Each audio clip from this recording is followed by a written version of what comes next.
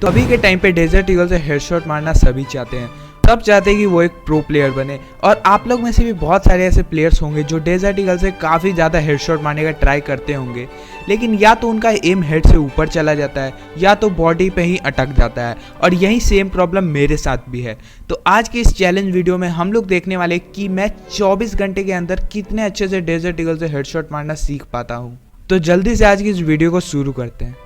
अब desert eagle से headshot मारना इसलिए टफ होता है क्योंकि उसमें एक बार में एक ही बुलेट फायर होता है और वो काफ़ी ज़्यादा रिकॉइल लेती है। आप लोग ये मत समझना कि मेरे से एक भी हेडशॉट नहीं लगते हैं। हाँ, एक दो हेडशॉट कभी कभी तुक्के में आप लोग की तरह मेरे भी लग ही जाते हैं, पर आज का मेन फोकस है कि मुझे एकदम अच्छे से एकदम प्रॉपर हेडशॉट मारना सीखना है। तो हेडशॉट मारने के लिए कुछ चीज़ें काफ़ी ज़्यादा मैटर करती है, जैसे सेंसिटिविटी, अपने HOD पे हाथ एकदम अच्छे से सेट होना और कुछ सेटिंग्स भी होती होंगी। मुझे अभी इसके बारे में कुछ ज़्यादा अच्छे से पता नहीं है क्योंकि मैं अपनी सेटिंग्स ज़्यादातर चेक नहीं करता हूँ। मतलब मैं सेंसिटिविटी थोड़ी बहुत चेंज करते रहता हूँ, तो इसीलिए पहले मैं चला जाता हूँ स्टार्टिंग से ही ट्रेनिंग ग्राउंड में, मतलब देखने कि मेरे कितने अच्छे से हेडशॉट लगते हैं।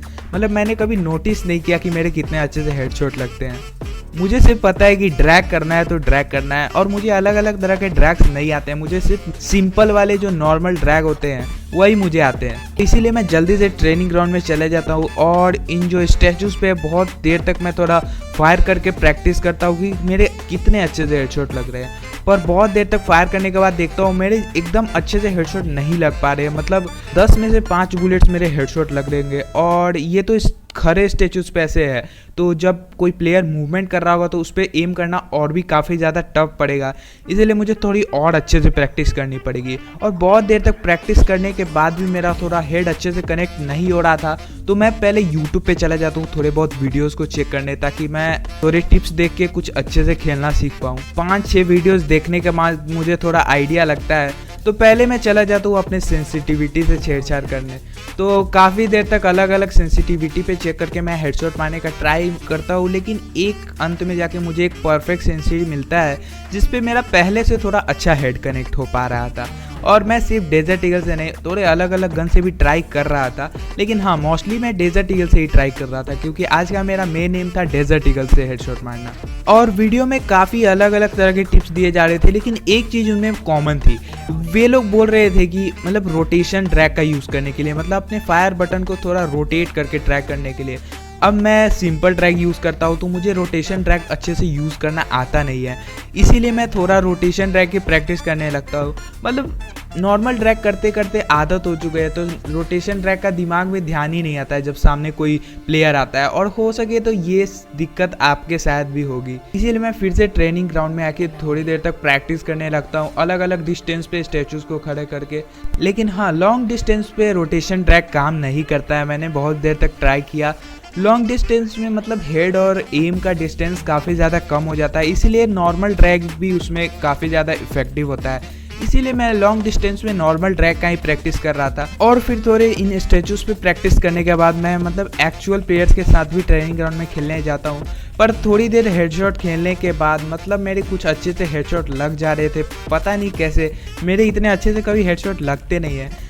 तभी मैं जब थोड़ा बहुत हेडशॉट खेलने लगा, तभी मतलब उसमें बहुत सारे ऐसे रैंक पुश करने वाले प्लेयर्स आ गए थे, इसीलिए मैं ट्रेनिंग ग्राउंड छोड़ के आ जाता हूँ वापस। उसके बाद मैं बिना कस्टम रूम खेले या और भी प्रैक्टिस किए मैं सीधा चला जाता हूँ रैंक मैचेज में। और जब मैं रैंक मैचेज में जाता हूँ तो पहले ही मैच में पता नहीं मैं सेकेंड राउंड में ही डेजर्ट ईगल से 2 एकदम लगातार हेडशॉट मार देता हूँ, और मैं खुद ही शॉक हो जाता हूँ कि मेरे से हेडशॉट ऐसे लग कैसे सकता है। तो उस मैच में कुछ इस तरह हुआ था कि मतलब फर्स्ट राउंड हम लोग नॉर्मली जीत जाते हैं, उसके बाद सेकेंड राउंड आता है जिसमें मुझे फाइनली डेजर्ट ईगल मिलती है।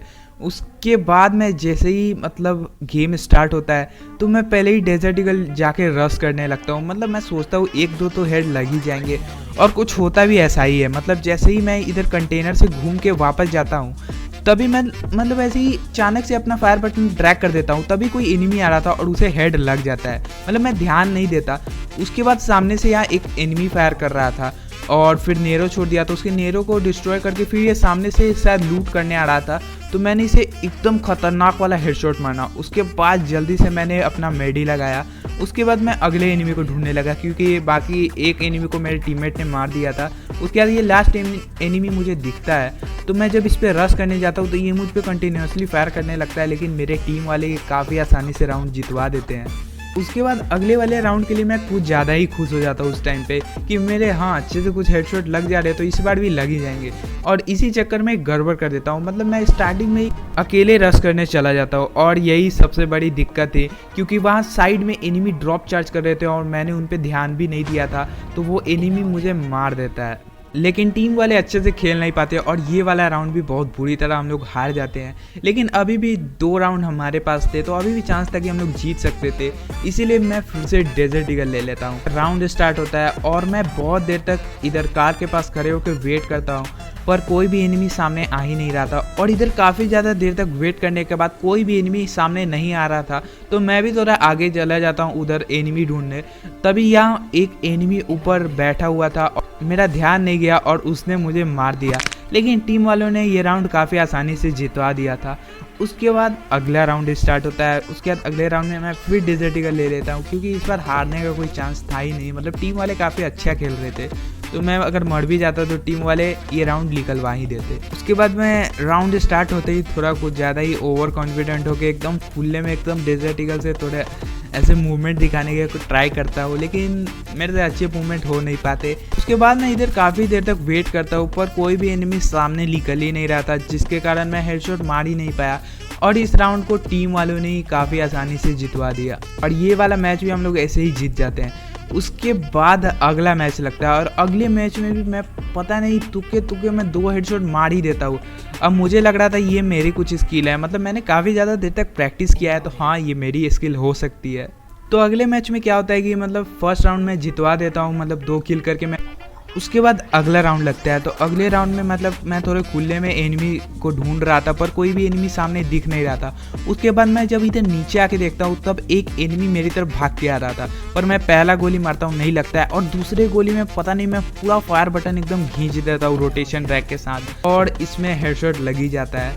उसके बाद मैं अगले एनिमी को ढूंढने लगता हूँ, पर कोई भी एनिमी मुझे दिखता नहीं और ये वाला राउंड भी हम लोग काफ़ी आसानी से जीत जाते हैं और इसमें MVP मैं ही बनता हूँ। उसके बाद फिर अगला राउंड लगता है। उसके बाद मैं अगले राउंड में भी एनिमी को ढूंढने लगता हूँ और यहाँ एक सामने एनिमी था, पर मैं उसे मतलब वो बाहर ही नहीं आ रहा था कवर से, लेकिन मेरे टीम वाले ने उसे नॉक कर दिया। उसके बाद हम लोग अगले एनिमी को ढूंढने लगे, लेकिन जब ये एनिमी फिनिश हुआ ना, उसके बाद लगातार मेरे 2 टीममेट डाउन हो जाते हैं। क्या मैं थोड़ा संभल के खेलने लगता हूँ कि कहीं ये वाला राउंड भी हम लोग हार ना जाए, इसीलिए मैं थोड़ा बच के खेलने लगता हूँ। पर यहाँ कोई भी एनिमी नहीं था, इसीलिए मैं थोड़ा आगे रश करने जाता हूँ। मतलब मेरे डेजर्ट ईगल से क्लोज रेंज में अच्छे हेडशॉट नहीं लगते हैं, मतलब मैं बहुत ज़्यादा ट्राई करता हूँ डेजर्ट ईगल से क्लोज रेंज में हेडशॉट मारने का, पर मेरे एक भी हेडशॉट कनेक्ट नहीं होते हैं। इसके बाद मुझे कोई भी एक एनिमी नहीं मिलता। जब मैं इधर ऊपर आता हूँ तब एक यहाँ एनिमी था, पर मेरे बोला ना मेरे से क्लोज रेंज में बिल्कुल भी हेडशॉट नहीं लगते, इसीलिए मैं गलती से M590 यूज़ करने लगता हूँ। लेकिन एक एनिमी नीचे से कैंप कर रहा था और उसने मुझे मार दिया और पता नहीं मेरे टीम वाले को क्या हो गया था। मैं बता रहा हूँ कि इधर नीचे एनिमी है, पर वो सुन ही नहीं रहा था, मतलब उसका ध्यान ही नहीं था और मुझे रिवाइव देने आ रहा। ये वाला राउंड पे हम लोग हार जाते हैं, लेकिन अगला राउंड में मैं फिर से डेजर्ट ईगल ले लेता हूँ और ये वाले राउंड में मुझे काफ़ी ज़्यादा एडवांटेज था क्योंकि ये काफ़ी ज़्यादा ओपन मैप था, तो ओपन में डेजर्ट ईगल से हेडशॉट मारने में थोड़ा बनता है। तो यहाँ मैं एनिमी ढूंढने लगता हूँ, तभी साइड से एक एनिमी गायब होकर आता है और उससे मैं क्या ही तो खतरनाक हेडशॉट मारता हूँ, मतलब मैं सीधा सीट करके एक हेडशॉट मार देता हूँ, लेकिन उसे फिनिश करने के चक्कर में एक एनिमी मुझे फिनिश कर देता है। उसके बाद तो टीम वाले राउंड जितवाना ही भूल जाते हैं। उसके बाद मैं फिर अगले राउंड में डेजर्ट ईगल ले लेता हूँ। यार मैं थोड़ा फ्री स्टाइल खेलने का ट्राई कर रहा था क्योंकि मेरे से अच्छे मूवमेंट हो नहीं पाते, तो मैं थोड़ा स्क्रीन ही घस रहा था। तभी यहाँ सामने एक मुझे एनिमी दिखता है और उसे क्या ही तो खतरनाक हेडशॉट मारता हूँ। मतलब मेरे लॉन्ग और मिड रेंज में थोड़े बहुत तुक्के में अब हेडशॉट लग जा रहे थे, लेकिन क्लोज रेंज में मुझे काफ़ी ज़्यादा दिक्कत हो रही थी, इसीलिए मैं थोड़ा संभल के क्लोज रेंज में खेलने का ट्राई कर रहा था। तभी मेरा यहाँ एक टीममेट नॉक हो जाता है और फिर दूसरा होता है, लेकिन सामने वाले के भी 2 टीममेट नॉक्स थे, इसीलिए मैं सीधा रश करने चला जाता हूँ, पर मुझे यहाँ आसपास कोई एनिमी दिख नहीं रहा था। उसके बाद मैं थोड़ा बाहर में जाके खुले में एनिमी को ढूंढने लगता हूँ। तभी यहाँ सामने मुझे एक एनिमी दिखता है, पर मैं इसे पूरे मारने का ट्राई करता हूँ, पर मेरा उस पर एम ही नहीं आ रहा था। तभी एक पीछे से एनिमी आके मुझे फिनिश कर देता है। लेकिन इस राउंड में टीम वाले थोड़ा अच्छा खेल देते हैं और ये वाला राउंड हम लोग जीत जाते हैं। अब हमारे पास एक राउंड का एडवांटेज था, इसीलिए मैं फिर से डेजर्ट ईगल ले लेता हूँ।